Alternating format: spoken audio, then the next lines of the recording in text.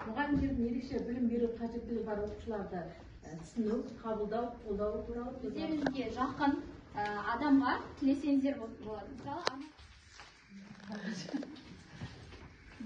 оқисыздар, өзіңізге жақын, жүрегіңізге жақын осы жерде отырған кісіге жылы лебізіңізді білдірсеңіз болады. Бәрі жақын ғой? Бәрі жақын енді. Соның ішінен ба? Сіз үшін нәзіктің символы сіз екенсіз ғой, күміс апай.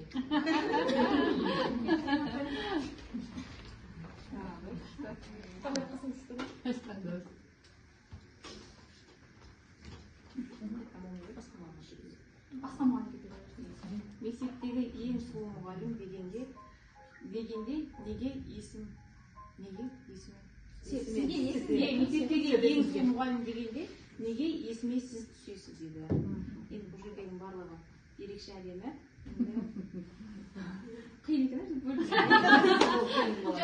мақтау мұғалімге. Неге әуре болдың да? Сіз болдың.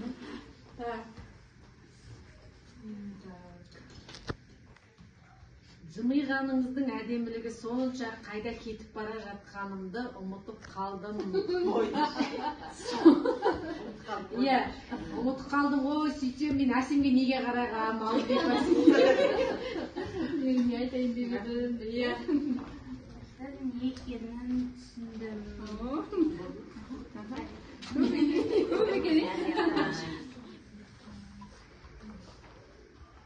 Мектеп неге жарық десем, сіз екенсіз ғой, жарқырап жүрген дейді.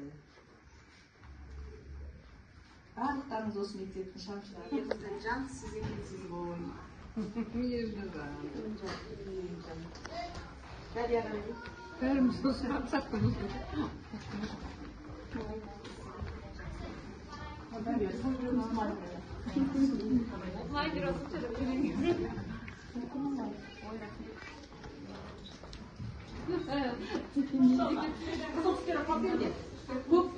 Қолдауға. Сары жазып осындай қолдау біздің осында әрдайым болсын. Ендігі біздің осы топтармен таныса кетсек, қолдау, қабылдау және түсіну тобы. Бұл сіздерге не себепті алып келсеңіздер, бұл ерекше білім алушыларға, ерекше білім беру қажет оқушыларға қалай жұмыс жасау керек. Сіздердің әрқайсыларыңыз өздеріңіздің ойларыңызды біле кетсек, әртүрлі болып келеді. Әрқайсыларыңыздың өздеріңіз жаңағы жұмыс жүргіземіз. Әр уақытта осы сабақта жаңағы сыныптарда кездесек, басқа сыныптарда бар, мысалы өз сыныбында беріп жүрген. Ол балаларға кішкене тапсырма беремін, жеңілдетілген жаңа бағдарлама бойынша өткен ол балалар сынып қабылдау жаңағы төмен болып, кей кезде ол көрмей жатады. Кейбір балалар жаңағы зеректігі жақсы болса тапсырмаларды орындайды, жазбаша сурет арқылы жаңағы жеткізу мүмкін.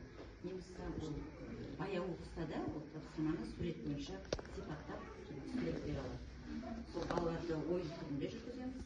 Енді бұл жерде әр баланың өз деңгейін ескеру керек деп ойлаймын. Мен әр баланың қабілетін, мысалы үйден оқитын оқушының өзінің мысалы қабілеті болуы мүмкін әр жағынан. Ол өз жағынан. Және қолдау көп қажет етеді. Және де еңбегі диагнозына қарап жалпы болашақта оқушы бейімделіп тапсырма яғни өзінің деңгейіне сай бір пәнді ғана таңдасаңыздар болады. Кезде оқушы деңгейіне қарайсыздар, әр баланың деңгейі әртүрлі. Сол сияқты өздеріңіз білетін оқушыға бір міне жеке сіздер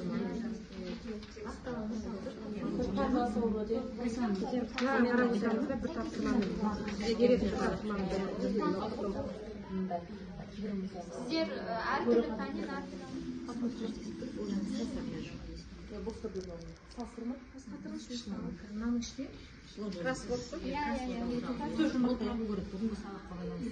сегізінші сынып оқиды негізі, бірақ автономды программасы қойды. Ол жерде менде мына жерде тапсырма ондықтарды өсу бойынша бос мына жерде тор бөліп жатыр. Ондықты мына суреттің артында тұрады да, соны алып, соны жабыстырады орнына. Менде сондай тапсырмалар бар өзімде. Бірінші басырау жай надамыз инклюзив емес. Онда одан кейін мен мысалы бос торкөздерді қоямын. Отырғандықтан енді қазақ тілінен алдық. 5-6 класстарға мөлшермен. Енді сөз таптарлары. Енді сөз таптарларын бастауышта да оқып келеді бала, оны таба алады деп ойлаймын. Тоқтамұратов Ерасылға беремін. Енді мен физикадан бергендіктен ол бала көбінесе үндемей отырады ғой, тапсырма берілсе орындамайды. Обязательно қасында жүру керек. Шаманы атау керек екенін, енді әр шама бар ғой, мысалы энергия N-нің қандай әріппен белгіленетіні, массаның қандай әріппен белгіленетіні, өлшем бірлігі қалай екені, соны соған тапсырмалар дайындаймын. Көбінесе суреттермен дайындаймын. Мысалы суреттерді алып келемде, ол бала өмірмен байланыстырып, қайсы кинетикалық энергия, қайсы потенциалдық энергия екенін анықтайды. Мысалы сол сәйкестендіру тапсырмасын беремін, одан кейін халықаралық біліктер жүйесі соларды кетіруді, сондай тапсырмалар беремін. Одан қиын есептерге уже ол баланың несі шамасы жетпейді. Қолдау тобы бойынша әріптестер бізді білесіздер 8-ші сыныпта Кенжебаева Ақниетке сабақ береміз. Ол оқушының жаңағы айтылым дағдысын әлі де жетілдіру керек, бірақ та ол бала жазылымды өте жақсы жазады. Жазылым дағдысында енді жеке тапсырманы біз бас қатырғыш деп алдық. Бас қатырғыш, яғни бала бүгінгі өткен тақырыптар бойынша берілген әріптерден сабаққа байланысты сұрақтарға жауап беріп отырып, сөздері табады, және ол арнайы бояу карандашымен айқындап белгілейді. Алдық.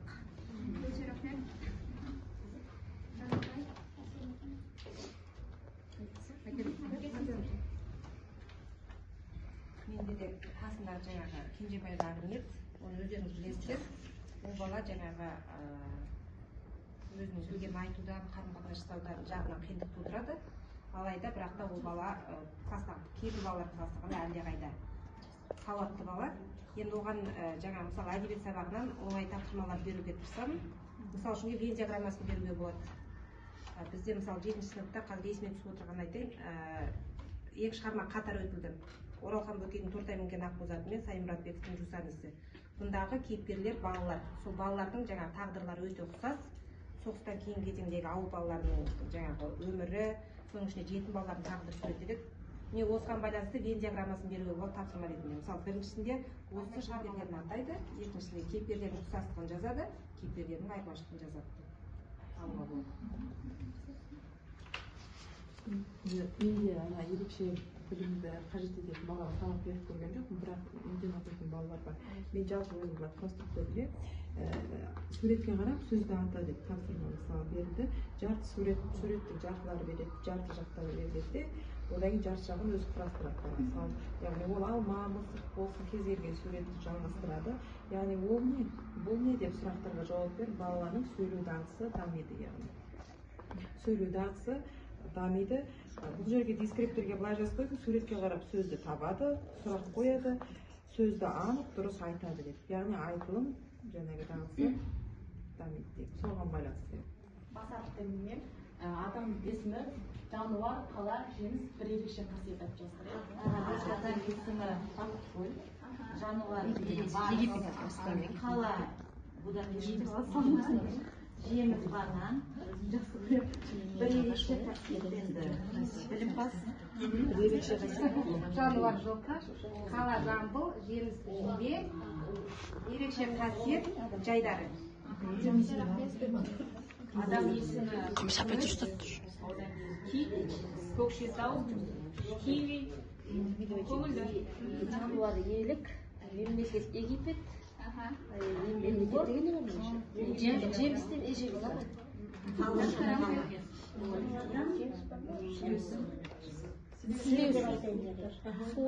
Қалада Стамбул немесе Семей, жемістен смородина, енді орысша айтып берді. Бір ерекше қасиетті, кентас, сапылы, салмақты. қалаға да таппадым, Норвегия деп Жеміске жоқ қой. Надан басталады? мүлдем жоқ. Неге таба алмай тұрмыз ғой? Қасиет, нақтылық, Нәзіктік келеді еді жаңа. Нәзіктік бұт тұр ғой сіздің бойыңызда. Аю, есім анар, жеміс анар, аң ба? Аю, қала Астана, ерекше қасиет маңғылдақ. Аңғыдап жүрген. Жануар ағаю, одан кейін қалама, қала аягөз, одан кейін жеміс алма, ерекше қасиет адамгершілік. Менің есімім Арайлым, жануар арыстан, қала Астана, жеміс ананас, бір ерекше қасиет адалдық. Әсем, жануарға арыстан, қалаға Анкара, жеміске ананас, бір жақсы қасиет, ақ көңіл.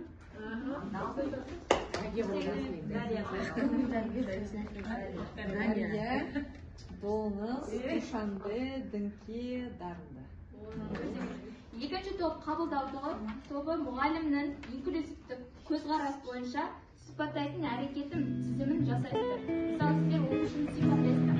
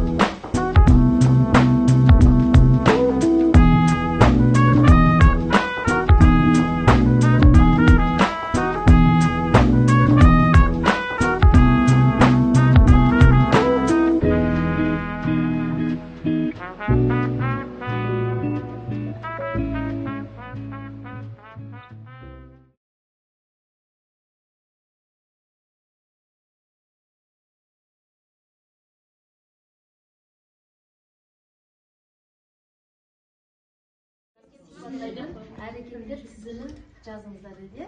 Енді біз қабылдай келе ерекше білімді қажет ететін оқушылардың жаңағы мұғалімнің инклюзивті көзқарасын сипаттасақ, бірінші мұндай әрекеті жеке қажеттіліктері есепке алу керек. Яғни үнемі баланы дамытуға ұмтылуымыз керек. Мүмкіндіктерді дамытуға көмектесуіміз керек, барлық оқушыны тең қабылдауымыз керек, түрлі оқушы тең қолдау керек, сынып мәдениетін дамытуымыз керек. Қорымдой, осы әрекеттердің бәрін қорытындылай келе, яғни осы мұғалім мен оқушының арасындағы ұйымдасқан әрекет оқушының білімін арттыруға, дамытуға көмектеседі. Түсіну тобындағы практикалық тапсырмамыз ерекше білім беру қажеттілігі бар оқушылардың оқу және мінез құлық ерекшеліктерін анықтап постер құрастыру. Оқу туралы айтып кетейін, мына жақта яғни оқу қажеттіліктері, білім алу қажеттіліктері, мына жақта мінез құлық ерекшеліктері. Ол жаңағы сабақ барысында мұғалімнен көмек қажет етеді алдымен. Одан кейін тапсырманы орындағанда, оған басқа оқушыларға қарағанда көбірек уақыт қажет. тапсырма орындағанда ол көбірек ойланып жауап беруге қиналады. Содан кейін оның зейіні басқа оқушыларға қарағанда тұрақсыздау болады, зейіннің тұрақсыздығы яғни. Одан кейін ол жауап беруге, сабақ айтуға өзінің сыныптастарынан ұялады, мұғалім сабақ сұрағанда. Содан кейін оның көру, есту арқылы ақпараттарды ол басқадай ерекше қабылдайды, басқа оқушылармен салыстырғанда. Бірінші топ біздің ерекше білімді қажет ететін балалардың жаңағы мінез құлқы оқшаулау болады. Бірінші шаршаңқы бала сондай сенгіш, ортаға эмоционалды және эмоциясын жылап жібереді, не күледі, жылапсыз болып тұрады. Баяу, өзіне сенімсіздігі бар және тұйық, көп сөйлемейді көп жағдайда. Кейбір балалар бар, енді гиперактивный дейміз ғой. Оларда сабақта дұрыс өзін зейінін дұрыс қоя алмайды, тұрып кетеді орнынан, мұғалім сөзін тыңдамайды, ондай балалар да болады. Көп жағдайда біз тұйық балалармен жаңағы дифференциялық тәсілді алдық, яғни бұл тапсырмаларды жеңілдетіп беру, одан кейін мадақтау тәсілі, үнемі мадақтау, ынталандыру отыру керек ол оқушыларды. Сонымен қатар жаңағы жекелей оқыту тапсырмалары, қосымша уақыт бөлу ол балаларға, әлеуметтік рөлдерді беру, яғни бұл жерде қоғамдық ортаға тарту баланы. Сынып оқушылардың қолдауымен жаңағы көрсетілген ықпал ретінде топтық, жұптық жұмыстарға қосу арқылы осы тәсілдерді алдық. Енді біз оны бұлтқа салдық. Бұлтқа салып, олардан мынандай тамшылар пайда болып тәсілдер, яғни осы тәсілдерді қолданудың арқасында осындай гүлдер өсіп, жемісін беріп тұр, яғни бала ашылып жұмыс жасай бастайды деген көрсетіңіздер және параққа бүгінгі өткен іс-шара бойынша өздеріңіздің түйгендеріңізді жазсаңыздар. Және де айта кететін болсақ, қабылдау, қолдау, түсіну тобы сіздерге тағы да бір тапсырма, әр топтан өздеріңіз бүгінгі өткізген, мысалы тапсырма берілді ғой сіздерге, не түйдіңіздер,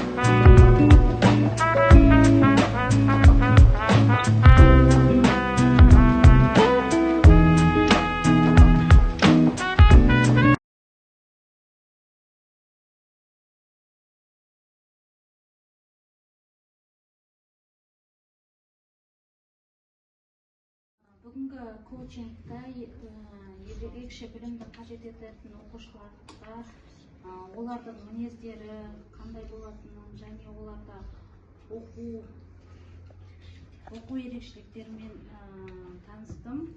Және де бұл жерде өзіме түйгенім басқа қандай тапсырмалар беру керек екенін осы жерден біраз алдым ақпарат.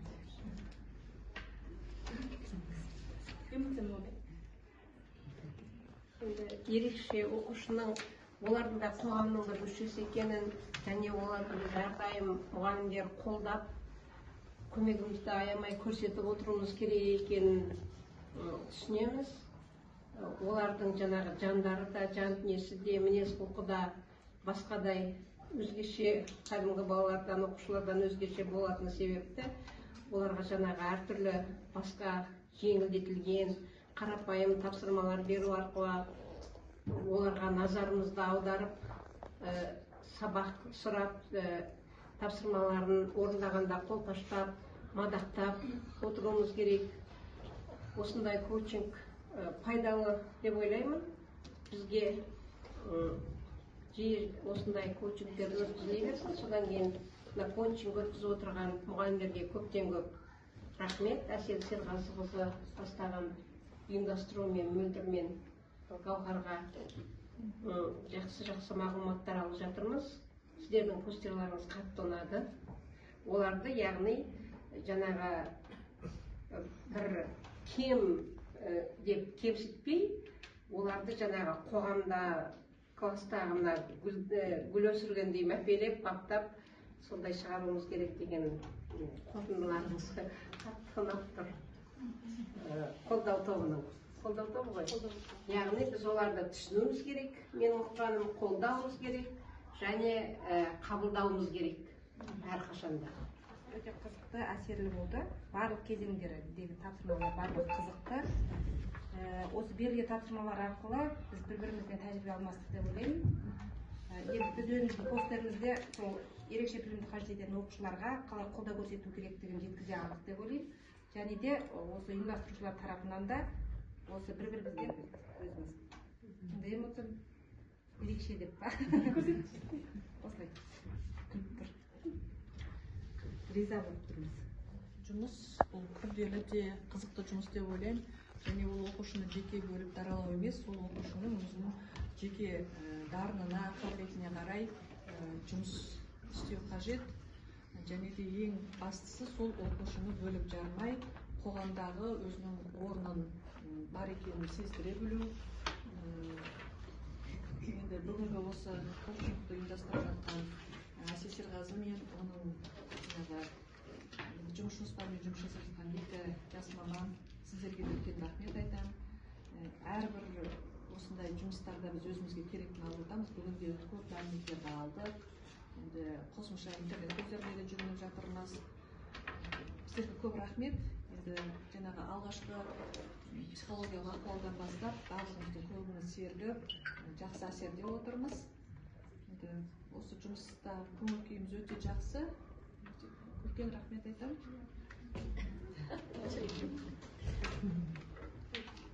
Бірімізді қажет ететін оқушылармен жұмыс жасағаннан кейін, жаңағы бүгінгі коучинг деп отырмыз ғой, көп жаңағы жаңағы бір-бірімізбен алмасу, тәжірибе алмасу ғой, көп нәрсені мысалы не жатамыз, осындай үйреніп көріп жатырмыз.